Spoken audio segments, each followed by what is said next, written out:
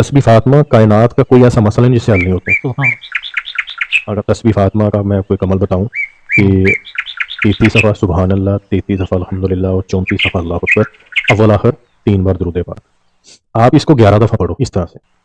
یہ ایک دفعہ ہوا جی اس طرح دوسری دفعہ، تیسری دفعہ، چوتھی دفعہ، اس طرح آپ نے 11 دفعہ کرنا ہے. صحیح. اور اس کا پڑھ کے آپ نے اس کا ثواب حضرت فاطمہ الزہرا سلام علیہا کی بارگاہ اقدس میں ہدیہ کر دینا.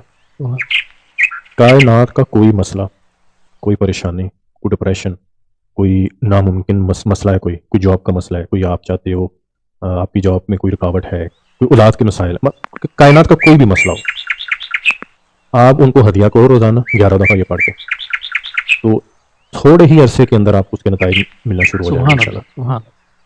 اور حضرت فاطمہ الزہرا سلام علیہا کائنات کی ایک ایسی عقیدہ اور پراسرار ہستی ہیں کہ کچھ چیزیں ہوتی ہیں بڑی جلدی اثر کرتی ہیں، ان کی توجہ بہت جلدی اثر کرتی ہے. تو پہلی بات ہے کہ انہیں ہدیہ ہی وہ کرے گا جس کو وہ قبول کریں گے، ویسے نکلے گا نہیں منہ سے.